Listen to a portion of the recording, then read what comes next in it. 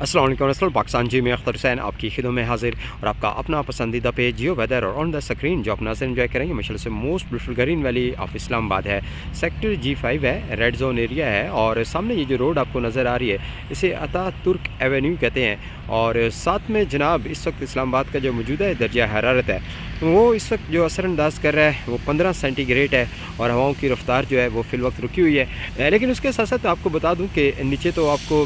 سموگی صورتحال جو ہے وہ بالکل واضح طور پہ نظر آ رہی ہے, لیکن رات بھر سموگ کی شدت میں اسلام آباد میں اضافہ رہا اور ساتھ میں لائٹ دھند کا جو سلسلہ ہے وہ کہنے کہ موسٹ بیوٹیفل گرین ویلی اسلام آباد کے مختلف سیکٹرز میں باقاعدہ طور پہ دیکھا گیا ہے. لیکن ایک سپیل کے حوالے سے ہم بار بار آپ کو آگاہ کر رہے ہیں کہ مغربی ہواؤں کا ایک درمیانی شدت کا جو سپیل ہے جتنے بھی پاکستان کے بلائی علاقہ جات ہے وہاں پر اثر انداز کر سکتا ہے, لیکن اس کی جو شدت ہے وہ ہمیں خاص طور پہ خیبر پختونخوا کے جو بلائی علاقہ جات ہیں جیسے کہ کلام اور چترال ویلی ہے, کچھ مالم جبہ اور اس کے گردنوا کے جو علاقہ جات ہیں یہاں پر اس پل کی جو خوبصورتی ہے وہ کہنے کہ نمایاں طور پہ ہمیں نظر آ رہی ہے. لیکن اس کے ساتھ ساتھ راولپنڈی, اسلام آباد, خطہ پٹوار, ہزارہ ڈویژن, ملکہ کوسار مری, نتھیا گلی, گلیات, ایوبیہ, ٹھنڈیانی, کچھ پنجاب کے مشرقی اور جو وسطی علاقہ جات ہیں یہاں پر سورج اور بادلوں کی آنکھ مچولی کا جو سلسلہ ہے وہ آج کے دن نظر آ سکتا ہے. لیکن اس وقت بھی آپ کو بتا دوں کہ اسلام آباد میں لو لیول کے جو کلاؤڈ ہیں وہ آسمان پر ضرور اثر انداز کر رہے ہیں اور 1 سے 2 گھنٹے کے اندر مزید جو بادل ہیں وہ کہنے کہ مکمل طور پہ چھا سکتے ہیں.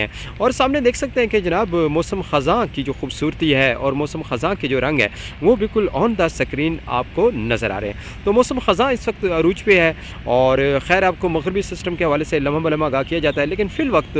2 سے 3 کے دوران جو سپیل اثر انداز کرے گا وہ پاکستان کے بلائی علاقہ جات پر اس کی نمایاں طور پہ ہمیں شدت نظر آ سکتی ہے. ناران کا غان ویلی میں تھوڑی کمزور شدت کے ساتھ ہمیں نظر آ رہا ہے اور خطہ پٹوار, ہزارہ ڈویژن کے جو علاقہ جات ہے یہاں بھی کمزور شدت کے ساتھ نظر آ رہا ہے یا انتہائی کمزور شدت کے ساتھ نظر آ رہا ہے, لیکن جو بادل ہیں وہ ضرور اثر انداز کریں گے. کچھ گہرے بادل, کچھ ہلکے بادل, ملی جلی جو کیفیت ہے وہ آپ کو نظر آئے گی اور ممکن ہے کہ مختلف علاقہ جات میں ہلکے اور گہرے بادلوں کے ساتھ ہلکی بوندا باندی یا ہلکی بارش کا جو سلسلہ ہے وہ کہنے کہ نمایاں طور پر اثر انداز کر سکتا ہے. لیکن اوورآل